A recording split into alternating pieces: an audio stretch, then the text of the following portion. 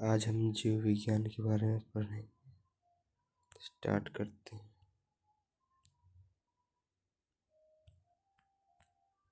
मानव मस्तिष्क कंप्लीट जीव विज्ञान।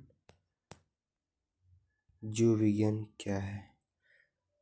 तो जीव विज्ञान विज्ञान की वह शाखा है जिसके अंतर्गत समस्त सजीवों अर्थात जीवधारियों का अध्ययन किया जाता है। जीव विज्ञान कहलाता है। ठीक है। जीव विज्ञान शब्द का प्रयोग सबसे पहले दिया था लेमार्क एवं ट्रेविनस ने 1801 में। जीव विज्ञान शब्द का प्रयोग सर्वप्रथम किया था लेमार्क और ट्रेविनस ने 1801 में। इसलिए जीव विज्ञान का जनक अरस्तु को कहा जाता है। जीव एवं जंतु विज्ञान का जनक अरस्तु को कहा जाता है। कुछ महत्वपूर्ण तथ्य। जीव विकास को सर्वप्रथम समझाया था लेमार्क ने। जीव विकास को सर्वप्रथम समझाया था लेमार्क ने। चिकित्सा शास्त्र का जनक हिप्पोक्रेट्स को कहा जाता है। भारत में चिकित्सा के जनक चरक को कहा जाता है। वनस्पति विज्ञान का जनक थियोफ्रेस्टस को कहा जाता है। भारत में शल्य चिकित्सा के जनक सुश्रुत को कहा जाता है। मानव विकास इतिहास परंपराओं से संबंधित विषय का जनक कहा जाता है एंथ्रोपोलॉजी को। ठीक है। हिस्टोरिया एनिमलिज्म पुस्तक के लेखक अरस्तु हैं। हिस्टोरिया प्लांटोरम पुस्तक के लेखक थियोफ्रेस्टस हैं। जीवधारियों का वर्गीकरण कैरोलस लिनियस ने किया था। इसलिए कैरोलस लिनियस को वर्गीकी का जनक भी कहा जाता है। कैरोलस लिनियस को वर्गीकी का जनक कहा जाता है। जीवों के द्रणाम पद्धति को सबसे पहले प्रचलित किया था कैरोलस लिनियस ने 1753 में। इसलिए कैरोलस लिनियस को जीवधारी द्रणाम पद्धति का जनक भी कहा जाता है। 5 जगत वर्गीकरण। रॉबर्ट एच विक्टियर के द्वारा 1969 में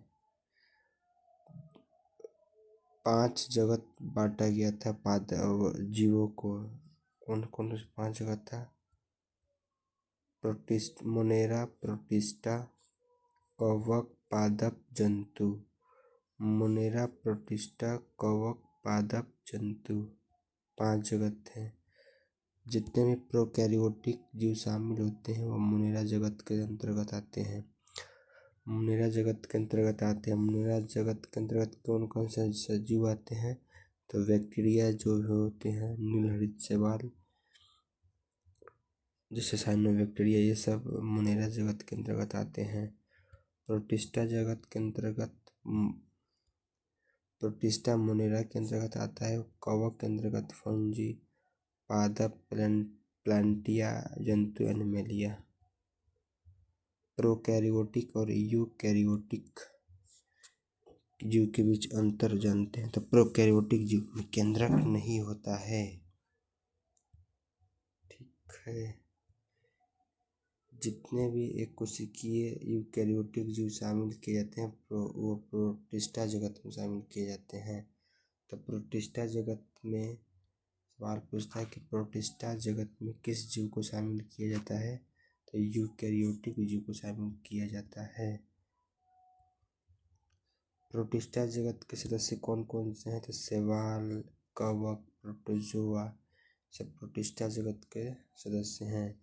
ये कोशिकीय यूकैरियोटिक जीव होते हैं। यूकैरियोटिक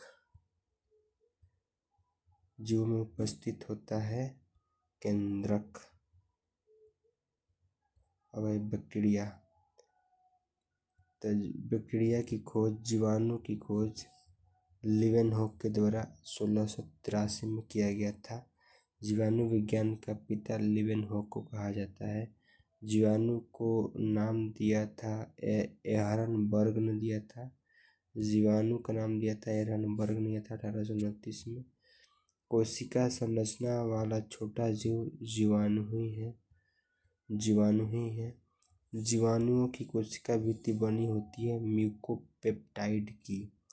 जीवाणुओं की कोशिका भित्ति बनी होती है म्यूकोपेप्टाइड की। महत्वपूर्ण तथ्य: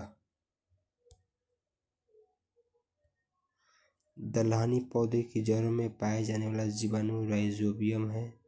वायुमंडलीय नाइट्रोजन को नाइट्रेट में परिवर्तित करता है राइजोबियम। दूध में पाए जाने वाला जीवाणु लैक्टोबैसिलस है। एंटीसेप्टिक सर्जरी की खोज जोसेफ लिस्टर के द्वारा किया गया था। जीवाणुओं का कृत्रिम संवर्धन रॉबर्ट कोच ने किया था। जीवाणुओं में राइबोसोम पाया जाता है 70S। प्रोटोजोआ होता है एक कोशिकीय जीव होता है। प्रोटोजोआ एक कोशिकीय होता है। प्रोटोजोआ शब्द का प्रयोग गोल्डफस ने किया था। प्रोटोजोआ संघ के जंतु अमीबा है, यूग्लिना है।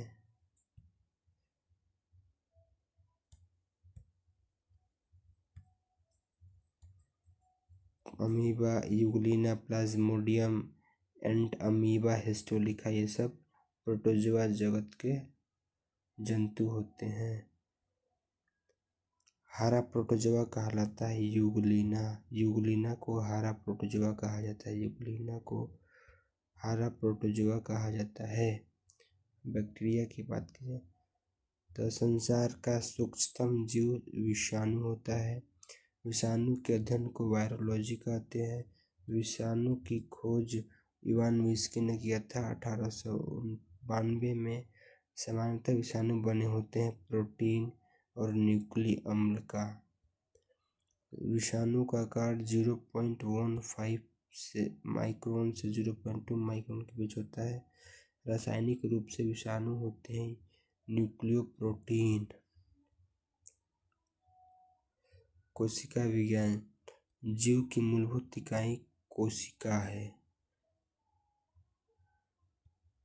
कोशिका की खोज रॉबर्ट हुक ने किया था 1665 में। जीवित कोशिका की खोज लीवेनहॉक ने किया था। कोशिका का अध्ययन साइटोलॉजी कहलाता है। कोशिका का सिद्धांत: तो कोशिका सिद्धांत को प्रतिपादित किया था स्लाइडेन एवं स्वान ने 1838-39 में। जीवधारियों की संरचना एवं क्रियात्मक इकाई होती है। संरचनात्मक एवं क्रियात्मक इकाई होती है कोशिका। कोशिका दो प्रकार के होते हैं, प्रोकैरियोटिक और यूकैरियोटिक। प्रोकैरियोटिक में केंद्रक नहीं पाया जाता है जबकि यूकैरियोटिक में केंद्रक पाया जाता है। कोशिका की तुलना: केंद्रक एवं केंद्रिका नहीं पाया जाता है प्रोकैरियोटिक कोशिका में, जबकि यूकैरियोटिक कोशिका में केंद्रक और केंद्रिका उपस्थित होते हैं। सबसे छोटी कोशिका होती है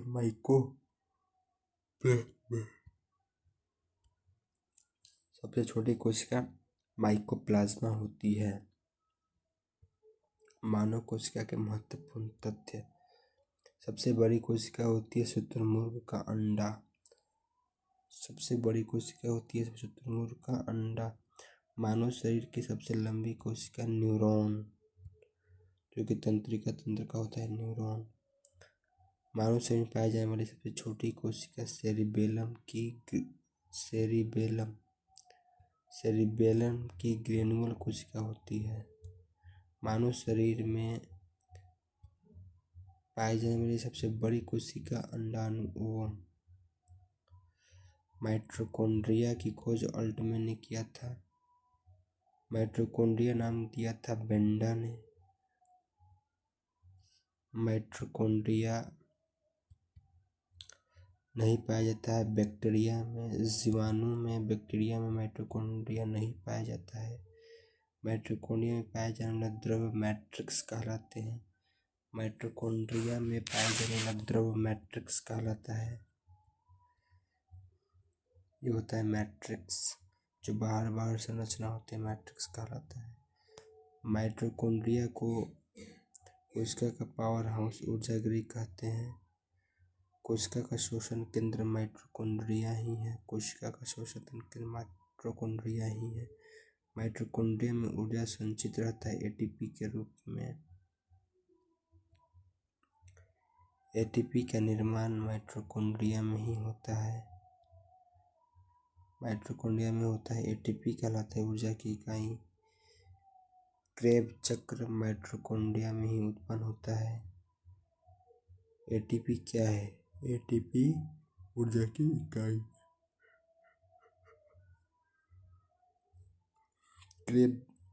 क्रेब्स चक्र की खोज हैंस क्रेब्स के द्वारा किया गया था। माइटोकॉन्ड्रिया का दिल कहलाता है क्रिस्टिया। क्रिस्टिया को माइटोकॉन्ड्रिया का दिल कहा जाता है। गोल्जी काय की खोज कैमिलो गोल्जी के द्वारा किया गया था। गोल्जी काय की क्रियात्मक इकाई सिस्टर्नी कहलाती है। कोशिका ट्रैफिक गोल्जी काय को कहा जाता है। इम्पोर्टेंट, कोशिका ट्रैफिक गोल्जी काय को कहा जाता है। गोल्जी काय का मुख्य कार्य सेक्रेशन, स्त्रवासन, बाहर निकालना, यही गोल्जी काय का मुख्य कार्य है। कार्बोहाइड्रेट का संश्लेषण गोल्जी काय में ही होता है। सेक्रेशन,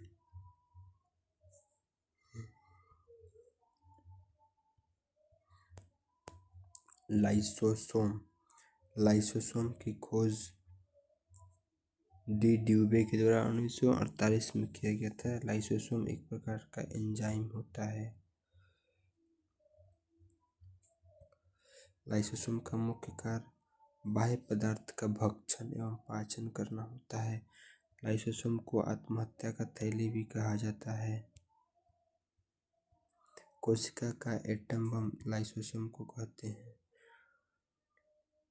कोशिका का एटम बम लाइसोसोम को कहते हैं। अब राइबोसोम की खोज पोलैंड के द्वारा 1970 में किया गया था। राइबोसोम बने होते हैं आरएनए और प्रोटीन। राइबोसोम का निर्माण केंद्रिका में होता है। राइबोसोम के प्रकार 70S और 80S राइबोसोम के प्रकार हैं। प्रोकैरियोटिक में 70S राइबोसोम और यूकैरियोटिक में 80S राइबोसोम पाए जाते हैं। प्रोटीन का संश्लेषण राइबोसोम में ही होता है। प्रोटीन का संश्लेषण राइबोसोम में होता है। प्रोटीन फैक्ट्री राइबोसोम को कहते हैं। लवक प्लास्टिड्स, लवक पादप कोशिका में पाया जाता है। लवक 3 प्रकार के होते हैं। वर्णी लवक, जिसको ल्यूकोप्लास्ट कहते हैं, जिसमें रंगहीन होता है। वर्णी लवक क्रोमोप्लास्ट और हरित लवक क्लोरोप्लास्ट। अवर्णी लवक मुख्यतः पाए जाते हैं जड़ों की कोशिका में। अवर्णी लवक पाए जाते हैं जड़ों की कोशिका में। अवर्णी लवक जड़ों की कोशिका में पाए जाते हैं। क्रोमोप्लास्ट, ये अवर्णी लवक जो है रंगहीन होते हैं। अब क्रोमोप्लास्ट वर्णी लवक,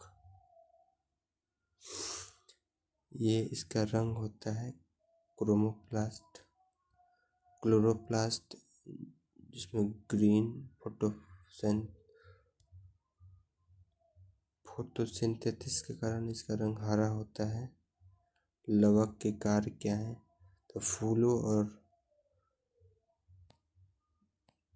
और बीजों को आकर्षक रंग प्रदान करना क्रोमोप्लास्ट का काम है। क्रोमोप्लास्ट मतलब फूलों और बीजों को आकर्षक रंग देना। पौधे की पत्तियों का रंग हरा होता है हरित लवक के कारण, क्लोरोप्लास्ट के कारण। पत्तियों का रंग पीला होता है कैरोटीन के कारण। लवक दो प्रकार के होते हैं, एक कलर टाइप्स कलर हरित लवक क्लोरोप्लास्ट, पर्णहरित क्लोरोफिल में उपस्थित मुख्य धातु मैग्नीशियम होता है। ग्रीन पिगमेंट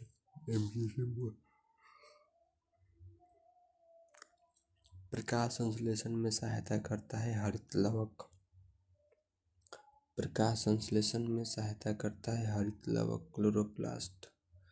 कोशिका का रसोई घर हरित लवक को कहा जाता है, क्लोरोप्लास्ट को कहा जाता है।